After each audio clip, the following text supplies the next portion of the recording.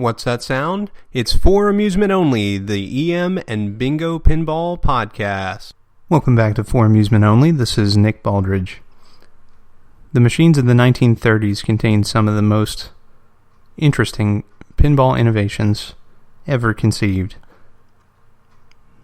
These innovations included things like kickbacks, ramps, multi-level playfields, trap holes, bumpers, and of course, the ball lifter. These innovations were largely forgotten during the war era. The only games being produced were conversion games, playfields, and backglasses for existing games, because all the pinball factories had been converted over for the war effort. The jukebox factories, too. After the war, many of the innovations that were thought up in the 1930s were largely forgotten and left for many, many years. Some persisted, and some were improved upon, and eventually we've reached the state we're in today. However, none of that could have happened without the forward-thinking and innovation of the 1930s. This innovation was largely caused by competition. A pin game known as Bingo is largely contributed with being the first coin-operated pin game. Bingo was created and produced by David Gottlieb. His company persisted through the 70s and eventually became Premier. Along the way, they also changed name to Millstar. However, their innovation continued long after Bingo. This bingo holds no relation to the Bally bingos, of which have been a topic of discussion many times. Rather, it's a pin game with no electromechanical component. The balls consist of marbles, and they function similar to a trade stimulator, or could be used for gambling purposes, much like a regular bingo. The pin games of the 30s, including the pinballs, were also used for these purposes.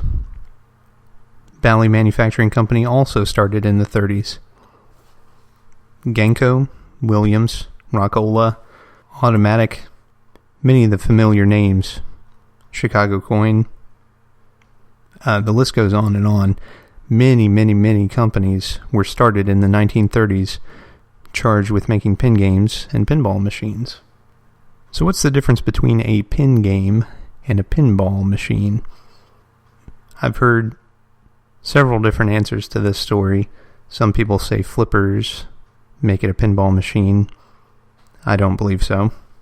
That would discount all of the games from the 30s and early 40s, which were electromechanical. In my mind, a pin game is one which is purely mechanical, such as Bingo, which I described earlier, but electromechanical games are pinball machines.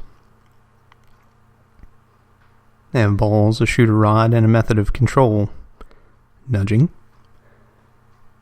as well as automatic scoring in most instances. Lighted scoring is one of the best innovations of the 1930s, in my opinion. A method for automatically keeping track of your score is a lot better than having a machine where the marbles have to fall in various trap holes in order to be counted towards your score. So, if you're going to show the bar owner to get paid off, for example, if you're not wagering against your buddies, some unscrupulous person could lift your machine and knock all the marbles out of their trap holes. Or just start a new game and suddenly all the marbles are back ready to be shot. Whatever the case may be, with lighted scoring, there was a method to have score persistence after the game had finished. The early pinball machines that were electromechanical were not powered by a typical outlet power. They were not 120 volts, rather they were powered by 12-volt battery packs. These were dry cell batteries and were incredibly, incredibly heavy. I have a game from the 30s which has been converted to use outlet power. This is a lot more convenient. And in order to do so, it only required the installation of a transformer and a bridge rectifier. But I almost hear you crying through the internet ether.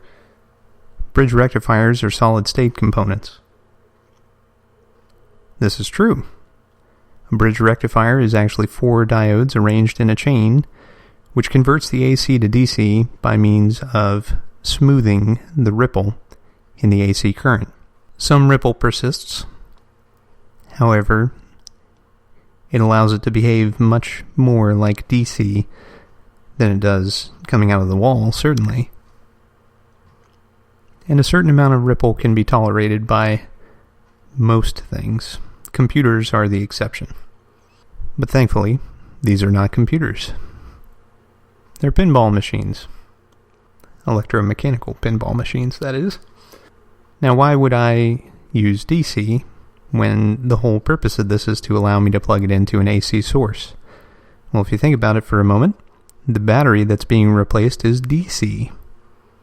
And yes, the same DC that went on to power later EM coils was used to power the very first EM coils. My game from the late 30s uses several coils to control tilt, to control score stepping, and I think that's it. But you get the idea. Pretty fancy for something that's almost 100 years old, no? In a later episode, I'll detail some of those innovations in particular. However, for now, the takeaway should be that the 1930s games are not to be ignored when talking about electromechanical games. Many of the things we take for granted today were born directly from the innovation of the 1930s. Thank you for joining me. My name again is Nick Baldridge. My email address is foramusementonlypodcast@gmail.com. You can find me online at foramusementonly.libsyn.com. And you can listen to us on iTunes, Stitcher, Pocket Casts, via RSS, and even on Facebook. That's all for tonight. Thank you very much. Talk to you next time.